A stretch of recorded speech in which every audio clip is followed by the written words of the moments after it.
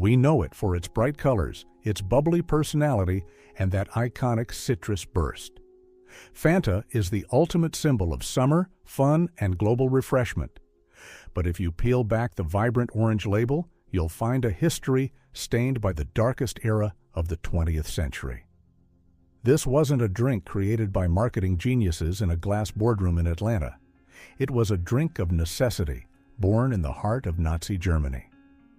While the world was at war, Coca-Cola's German subsidiary was facing a crisis, and the solution they concocted would become the signature beverage of the Third Reich.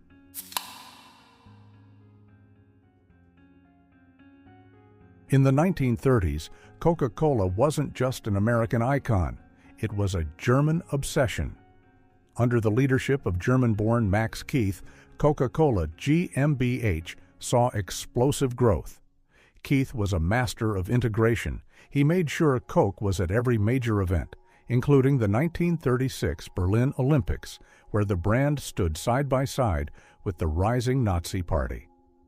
At a 1939 celebration for the company's 10th anniversary in Germany, the event famously included a mass Nazi salute to celebrate Hitler's 50th birthday.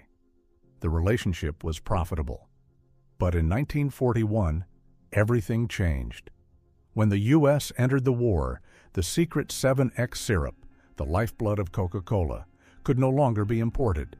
Max Keith's empire was about to run dry.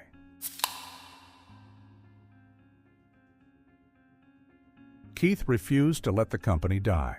He ordered his chemists to invent a new drink using only what was available in a war-torn nation. The result was anything but appetizing. Fanta was originally made from the leftovers of leftovers. Its primary ingredients? Apple pomace, the fiber left over from cider presses, and whey, the liquid byproduct of cheese production.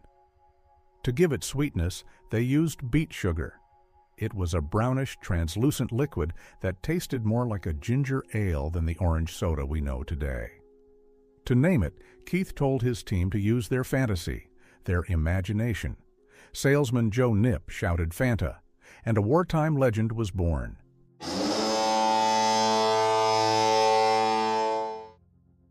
Fanta didn't just survive, it thrived. As other soft drinks disappeared from the shelves, Fanta became the only choice. It became a point of national pride, consumed by everyone from housewives to high-ranking Nazi officials. Because sugar was strictly rationed, Fanta became so popular that it was often used as a sweetener for cooking and baking, finding its way into soups and cakes across the country. As the Nazis marched across Europe, Max Keith followed, taking over Coca-Cola plants in conquered territories like Italy and France to keep the Fanta flowing. He was operating independently from the Atlanta headquarters, but he was keeping the brand alive in the shadow of the swastika.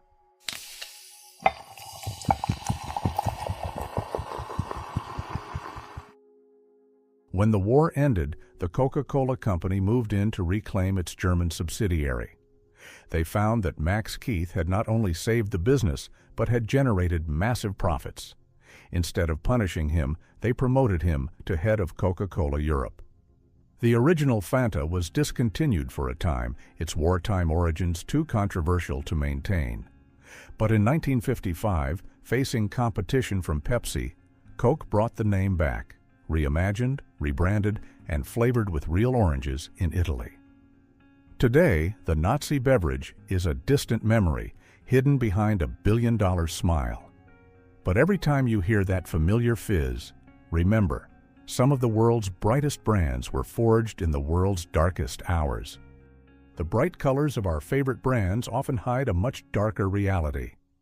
If you want to see the mask slip on more of the world's most famous companies, then make sure to subscribe to Dark Brands. We're unmasking the history they tried to bury, one brand at a time. Click the notification bell so you don't miss our next investigation, and let us know in the comments, which brand should we unmask next? Thanks for watching.